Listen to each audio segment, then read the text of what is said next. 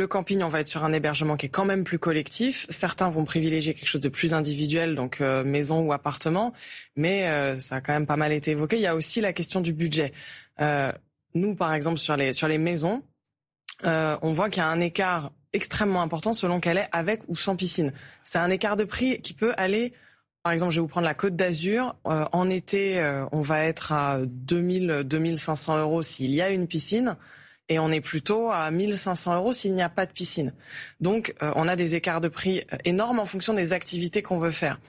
Quand on veut la piscine, mais qu'on n'a pas 2 500 €, le camping peut être une bonne solution parce que les campings, il y a aussi des piscines, il y a aussi des activités. Donc, ça peut permettre de bénéficier d'infrastructures qui sont partagées, mais qui sont quand même là, quand on peut pas forcément se payer la même chose de manière individuelle, parce que de toute évidence, ça va coûter plus cher.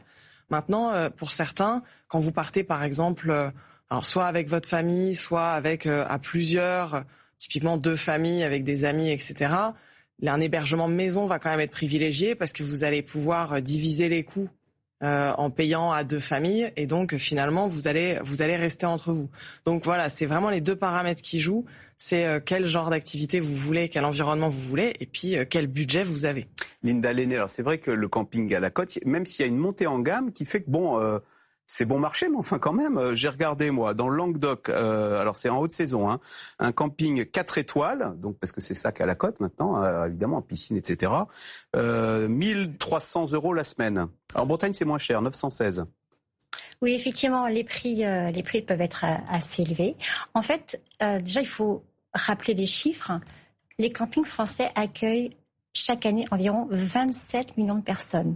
Donc, c'est vraiment un phénomène très installé dans la culture française.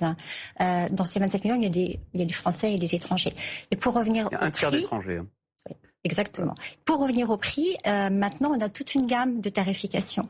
Cette semaine, le président de la FNHPA, qui rassemble tous les campings de France, la Fédération nationale de l'hôtellerie plein air, tenait une conférence de presse et expliquait qu'effectivement, on peut trouver, même au début du mois d'août, un camping municipal qui propose un terrain nu sur lequel on installe sa toile de tente ou sa caravane pour 6 € la nuit. À côté de ça, vous avez des campings avec des cabanes dans les arbres, qui proposent la nuit à 200 €. Ce n'est pas du tout la même prestation et ce n'est pas non plus la même clientèle. Là, pour le coup, on va être plus sur une clientèle de citadins qui veulent, par exemple, passer un week-end au vert parce que justement il fait beau le lundi. Ils envisagent de faire un break le week-end suivant. Donc, on a toute une gamme de terrains de camping et toute une gamme de prestations avec effectivement des équipements partagés comme des parcs aquatiques qui sont dignes parfois de villages de vacances. Hein. La comparaison, elle est souvent faite entre des terrains de camping très c'est en train de devenir un peu ce qu'était le Club Med il y a 30 ans, c'est ça?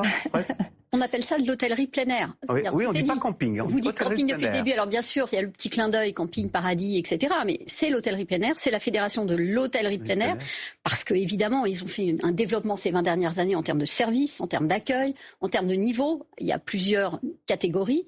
Ce que dit la FNHPA, donc la fédération, là, c'est qu'il y a effectivement une augmentation de 6% par rapport à l'année dernière pour les vacances de Pâques.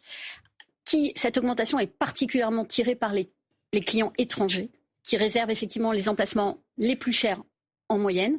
Donc c'est belge, hollandais, allemand ? Oui, anglais. Les Français, eux tirent 3% de cette augmentation.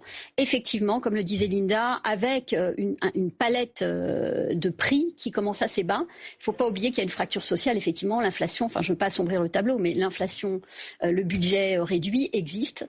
Les Français qui continuent à partir, justement, partent, mais ont les moyens d'aller chercher des choses qui coûtent un peu moins cher ou qui partent moins longtemps. Et d'ailleurs, les terrains nus augmentent plus vite que... En prix ? Non, en fréquentation. En fréquentation, les terrains nus tirent la croissance des campings. Donc c'est effectivement un signal fort des problématiques de pouvoir d'achat. Ouais.